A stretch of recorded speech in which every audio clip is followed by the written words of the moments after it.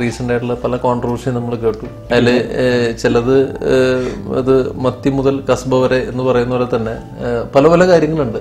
മത്തിയുടെ കാര്യം പറയുമ്പോൾ ഞാൻ കേട്ടപ്പോൾ നമുക്ക് ഭയങ്കര വിഷമം തോന്നി. കാരണം വെച്ചാൽ അങ്ങനെ പലപ്പോഴും കേരളത്തിലെ പല കുടുംബങ്ങളിലും അങ്ങനെ പലരെയും അങ്ങനെ ഒരു വിക്ടിമൈസ് ചെയ്തിട്ടുണ്ടെന്നുണ്ടെങ്കിൽ that's a very bad thing. കാരണം വെച്ച് കഴിഞ്ഞാൽ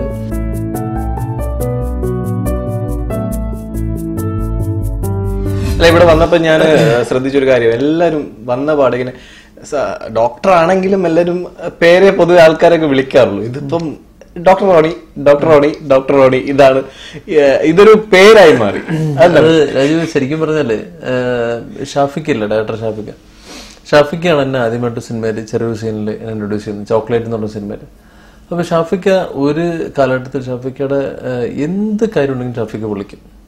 റോണി ഇങ്ങനെ ത്രോട്ട് ഇൻഫെക്ഷൻ ആണ്, നമുക്ക് എന്താണ് കഴിക്കാൻ പറ്റുക, അല്ല വേറെ എന്തെങ്കിലും പുള്ളിയുടെ റിലേറ്റഡ് ആയിട്ടുള്ള ആരെങ്കിലും വിളിക്കാം. അപ്പോൾ നമ്മൾ അന്ന് ചോക്ലേറ്റ് ചെറിയൊരു സാധനം ചെയ്തു. ശരിക്കും പറഞ്ഞാൽ സ്കൂൾ കോളേജ് കാലഘട്ടത്തിൽ മോണാക്ട് നാടകങ്ങളൊക്കെ ചെയ്യുന്നുണ്ടെങ്കിൽ നമ്മൾ സിനിമയിൽ വരുമ്പോൾ ഓരോ ഫ്രെയിമിനനുസരിച്ച് എങ്ങനെ നമ്മൾ ചെയ്യണം എന്നുള്ള ഒരു നമുക്ക് സിനിമ ലവറാണ്, സിനിമയിൽ ഒരുപാട് പാഷനറ്റ് ആണ്. പക്ഷെ നമ്മളിത് എങ്ങനെ ഓരോ ഫ്രെയിമിനനുസരിച്ചുള്ള ഒരു അഭിനയം നമുക്ക് പറഞ്ഞുതരാൻ നമ്മുടെ വീട്ടിലെ ആളില്ല, നമുക്കും അറിയില്ല.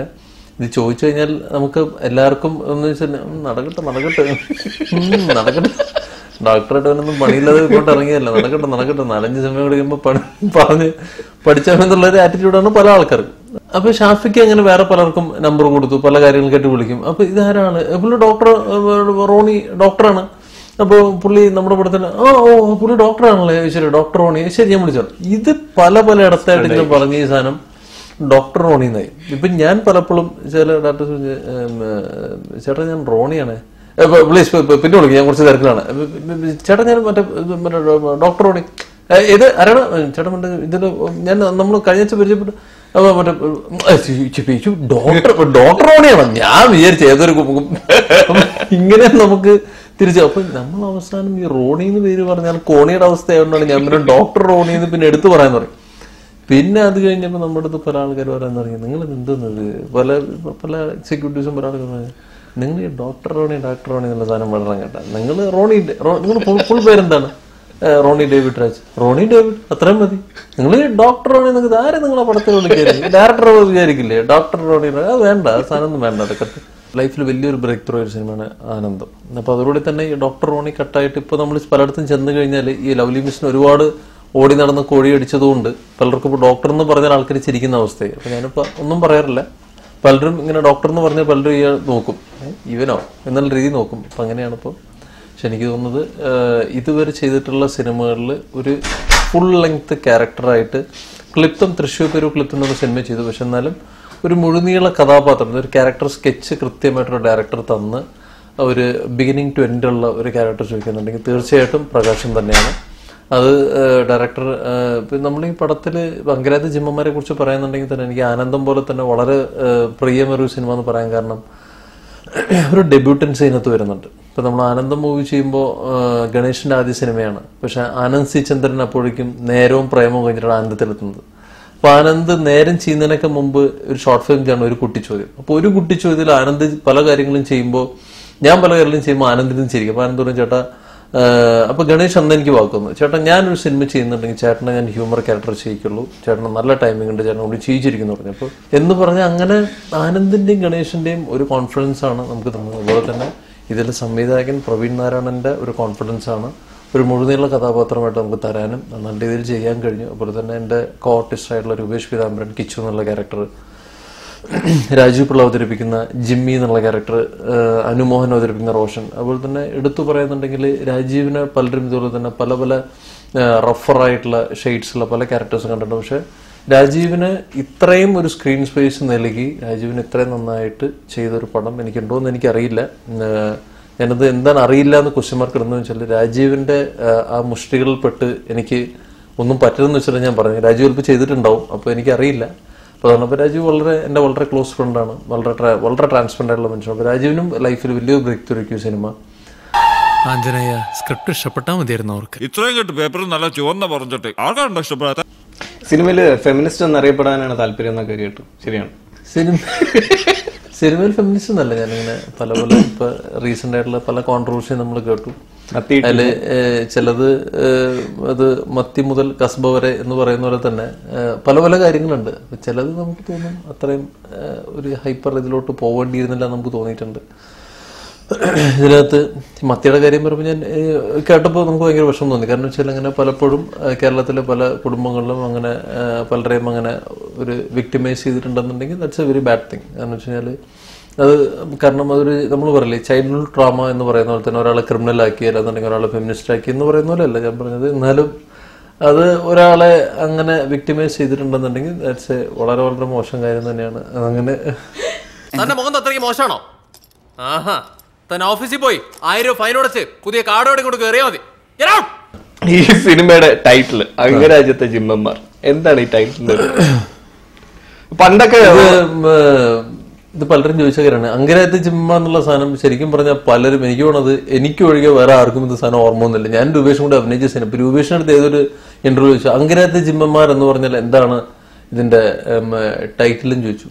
അപ്പൊ രൂപേഷ് പറഞ്ഞു അംഗരാജ്യത്തെ ജിമ്മന്മാർ ഞങ്ങൾക്ക് ജിമ്മന്മാരെന്നല്ല, പക്ഷെ ഒരു അങ്ങനെ ഒരു രാജ്യമാണ് ജിമ്മൻ. പക്ഷെ അംഗരാജ്യം എന്നുള്ള പ്രത്യേകിച്ച് ശരിക്കും പറഞ്ഞ അംഗരാജ്യം എന്നുള്ള ഒരു നാടക സമിതിയാണ്. അത് ഡയറക്ടർ കൃത്യമായിട്ട് അംഗരാജ്യം എന്നുള്ള നാടക സമിതിയിലെ നാടക സംവിധായകനാണ് പ്രകാശം മുണ്ടംകുന്ന്. പ്രകാശം മുണ്ടംകുന്നിന്റെ ശിഷ്യന്മാരിൽ ഒരാളാണ് കിച്ചു. അപ്പോൾ കിച്ചു ആ നാടക സമിതിയിൽ നിന്ന് പ്രകാശന്റെ അടുത്ത് അനുഗ്രഹം വാങ്ങി എറണാകുളത്തോട്ട് നടനാവാൻ വേണ്ടി പുറപ്പെടുകയാണ്. ആ പുറപ്പെടുന്നതിന് ശേഷം പല നാട്ടുകാരും പ്രകാശിന്റെ അടുത്ത് പറഞ്ഞു, പ്രകാശ പല നാടക സമിതികളിലും താങ്കൾക്ക് സമ്മാനം കിട്ടുന്നുണ്ട്, എന്തുകൊണ്ട് നിങ്ങൾ കിച്ചുവോടെ ക്ലിക്കായി തോന്നുന്നു? മറ്റേ കിച്ചുവിന്റെ പല പല FB പോസ്റ്റുകളിലും മമ്മൂക്കയും കുഞ്ചോക്ക ബോബനും മോഹൻലാലൊക്കെ വരുന്നുണ്ട്. അപ്പൊ നിങ്ങൾ ഇതൊന്നും കാണുന്നില്ലെന്ന് ചോദിച്ചപ്പോൾ പ്രകാശ് അത് സ്ക്രോൾ ചെയ്ത് നോക്കുമ്പോൾ ഇങ്ങനെ പല പല പോസ്റ്റുകളും പ്രകാശം കാണുന്നു. പ്രകാശൻ കിച്ചുവിനെ വിളിച്ച് എടാ ഞാൻ അങ്ങോട്ട് വന്നോട്ട് ചോദിക്കുമ്പോൾ കിച്ചു പറയും ചേട്ടാ വന്നു ഒരു പ്രശ്നമില്ല, നമുക്കിവിടെ എന്തെങ്കിലും നോക്കാം എന്ന് പറഞ്ഞ് പ്രകാശന്റെ ഭാര്യ ദമയന്തിയുടെ അടുത്ത് പറഞ്ഞ് കൊച്ചിയിലോട്ട് വരുന്നതും ഇവിടെ വന്ന് കിച്ചുവിന്റെ ഒരവസ്ഥ മനസ്സിലാക്കി പിന്നെ കിച്ചുവും പ്രകാശം കൂടെയുള്ള യാത്രയാണ് സിനിമ. അതിനകത്ത് കിച്ചുവിന്റെ റൂംമേറ്റ്സ് ആയിട്ടുള്ള 2 പേരുണ്ട്. അതിൽ ഒരാളാണ് റോഷൻ അനുമോഹൻ അവതരിപ്പിക്കുന്ന കഥാപാത്രം, പിന്നുള്ള രാജീവ് പിള്ള. അപ്പൊ ഇവരുടെ ഇടയിലോട്ട് സെക്കൻഡ് ഹാഫിൽ വരുന്ന കുറെ മുഹൂർത്തങ്ങൾ കൂടി ചേരുമ്പോഴാണ് അംഗരാജ്യത്തെ ജിമ്മന്മാരുടെ ഇതിവൃത്തം വന്നത്. പക്ഷെ ഒരു കാര്യം ഞാൻ ഉറപ്പ് പറയാം, നമ്മളെല്ലാവരും എവിടെയെങ്കിലും നമ്മുടെ നാട്ടുമ്പുറത്തോ അല്ലെന്നുണ്ടെങ്കിൽ നമ്മുടെ ടൗണുകളിലോ ഈ പ്രകാശനെയോ അല്ലെന്നുണ്ടെങ്കിൽ ഈ കിച്ചുവിനെയോ അല്ലെന്നുണ്ടെങ്കിൽ ദൈനംദിന ജീവിതത്തിൽ സ്വന്തം കുടുംബം നിലനിർത്താൻ കഷ്ടപ്പെടുന്ന പല ആൾക്കാരും ഉണ്ട് അതിനകത്ത്. അപ്പൊ ഇവരൊക്കെ നമ്മൾ എവിടെയെങ്കിലും കണ്ടിട്ടുണ്ടാവും. ചിലപ്പോൾ നമ്മുടെ വീട്ടിൽ ഗ്യാസ് കൊണ്ടുവരുന്നൊരു ഒരു പയ്യനായിരിക്കാം, ചിലപ്പോൾ കൊറിയർ ബോയ് ആയിരിക്കാം, ചിലപ്പോൾ നമ്മുടെ ബില്ലുകൾ അടയ്ക്കുന്ന ഒരു പയ്യനായിരിക്കാം, ചിലപ്പോൾ നമ്മുടെ സ്റ്റേഷൻ കടയിൽ സാധനങ്ങൾ എടുത്തിരുന്നതാണ്. അപ്പോൾ നിങ്ങൾക്ക് എല്ലാവർക്കും എവിടെയെങ്കിലും കണക്ട് ചെയ്യാൻ പറ്റിയ ഈ 4 പേരിൽ ആരെങ്കിലും ആയിട്ട് നിങ്ങൾ എവിടെയെങ്കിലും പരിചയപ്പെട്ട് കാണും. പിന്നെ ആനന്ദത്തിന് ശേഷം ഞാൻ വിനീത കുഷിയോടൊപ്പം ചെയ്യുന്ന 2ാമത്തെ സിനിമയാണ്. വിനീതയ്ക്കും വളരെ മനോഹരമായിട്ട് ഡയറക്ടർ വിനീതയുടെ ഇതുവരെയുള്ള കരിയറിലെ ഏറ്റവും നല്ല കഥാപാത്രമായിരിക്കും ദമയന്തി.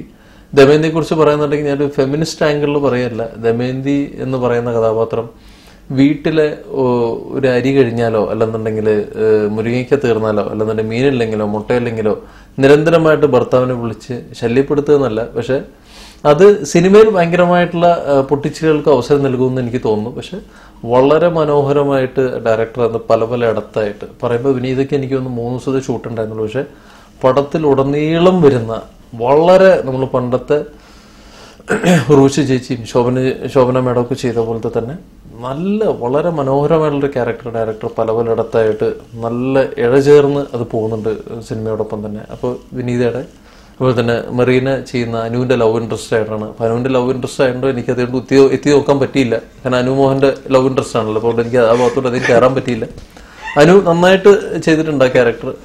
അപ്പോൾ അങ്ങനെയാണ് സിനിമയുടെ ബേസിക് സംഭവം. സാറിന് ഈ മസിലൊക്കെ കൊണ്ട് കാണിക്കായിരുന്നല്ലേ? ഞാൻ വാമ്പ് ചെയ്യാതെ ഫൈറ്റ് ചെയ്യാറില്ല. ഈ സിനിമയിലെ ഫീമെയിൽ ക്യാരക്ടേഴ്സ് ഒരു 3 ഫീമെയിൽ ക്യാരക്ടേഴ്സ് ഉണ്ടെന്നോ? ഫീമെയിൽ ക്യാരക്ടേഴ്സ് ഞാൻ പറഞ്ഞല്ലോ, ഒന്ന് ദമയന്തിയുടെ ക്യാരക്ടർ, പിന്നെ ഒന്ന് അനുമോഹന്റെ ലവ് ഇൻട്രസ്റ്റ് ആയ മറീന മൈക്കലിന്റെ ക്യാരക്ടർ. അത് രണ്ടും ഡയറക്ടർ 2 രീതിക്കാണ് ചെയ്തിരിക്കുന്നത്. ദമയന്തിയുടെ ക്യാരക്ടർ ഞാൻ പറഞ്ഞ പോലെ തന്നെ എനിക്ക് ശരിക്കും പറഞ്ഞാൽ ദമയന്തിമാർ എല്ലായിടത്തും ഉണ്ട്. എന്റെ അമ്മയിലൊരു ദമയന്തി ഉണ്ട്, എന്റെ ഭാര്യയിലൊരു ദമയന്തി ഉണ്ട്. അല്ലെന്നുണ്ടെങ്കിൽ നമ്മുടെ കേരളത്തിലുള്ള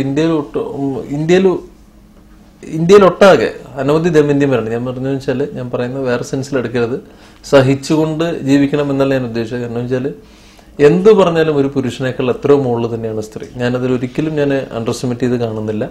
പക്ഷെ സ്വന്തം വീട്ടിനെ ഒരു കെട്ടുറപ്പോട് കൂടി നിർത്തുന്നത് പലപ്പോഴും ഒരു സ്ത്രീയുടെ സനശക്തിയാണ്. എന്ന് വെച്ചാൽ സഹിച്ചുകൊണ്ട് ജീവിക്കണമെന്നില്ല. പക്ഷെ പല കാര്യങ്ങളും നമുക്ക് കഴിയില്ല. ഒരു പുരുഷനൊരിക്കലും ഗർഭം ധരിക്കാൻ കഴിയില്ല എന്ന് പറഞ്ഞ പോലെ തന്നെ വളരെ മനോഹരമായിട്ട് അത് ഡയറക്ടർ എഴുതിയിട്ടുണ്ട്. അതിന്റെ നല്ല രസകരമായിട്ടത് വിനീത ചെയ്തിട്ടുണ്ട്. പക്ഷെ പ്രകാശൻ അനുഭവിക്കുന്ന പല പ്രതികൂല സാഹചര്യത്തിലായിരിക്കും ചിലപ്പോൾ ദമയന്തി വിളിച്ചു ചോദിക്കുന്നത്, ചേട്ടാ മറ്റേ വീട്ടിലെ മുട്ട കഴിഞ്ഞപ്പോൾ എന്താ ചെയ്യുക, മറ്റേ മോന് ഹെൽത്ത് ഇൻസ്പെക്ടർ പറഞ്ഞു കാൽഷ്യത്തിന്റെ ഡെഫിഷ്യൻസി ഉണ്ട്, മുട്ട എവിടെ കിട്ടും, കരിങ്കോഴി മുട്ട എവിടെ കിട്ടും എന്നൊക്കെ ചോദിച്ചിട്ടുള്ള പല സാധനങ്ങളും ദമയന്തി ചോദിക്കും. ഇപ്പോൾ പ്രകാശൻ ശൂലത്തിന്റെ മുകളിൽ നിൽക്കുകയായിരിക്കും.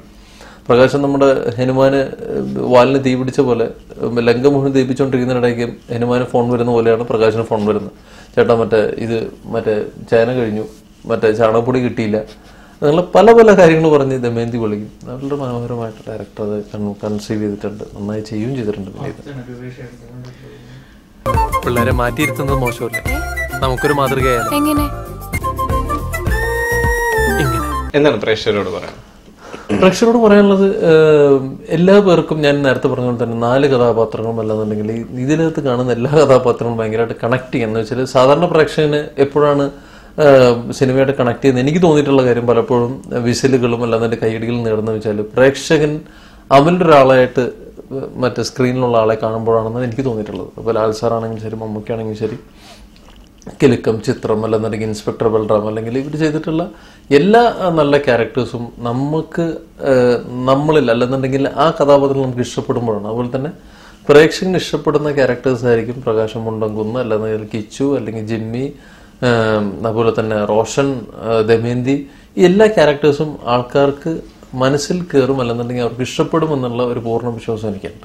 അപ്പോൾ ഒരു കാരണവശാലും പോകുന്നവർക്ക് ഒരു നിരാശ ജിമ്മന്മാർ നൽകില്ല, അംഗരാജ്യത്തെ ജിമ്മന്മാർ നൽകില്ല എന്നുള്ള പൂർണ്ണ വിശ്വാസം എനിക്കുണ്ട്. നിങ്ങളുടെ ഫീഡ്ബാക്സ് ഞങ്ങളുടെ പേജിലിടാം, അല്ലെന്നുണ്ടെങ്കിൽ എൻ്റെ പേര് റോണി ഡേവിഡ്, എൻ്റെ FB പേജിലിടാം. തീർച്ചയായിട്ടും ഞാൻ റെസ്പോണ്ട് ചെയ്യുന്നതാണ്. പിന്നെ നമ്മൾ വിമർശനങ്ങളും ഒരു മയത്തിലാണെന്നുണ്ടെങ്കിൽ ഒരു ലോല ഹൃദയനാണ് ഞാൻ. അപ്പോൾ ഒന്ന് ശ്രദ്ധിക്കുക, അത്രയേ ഉള്ളൂ. Thank you. Thank you.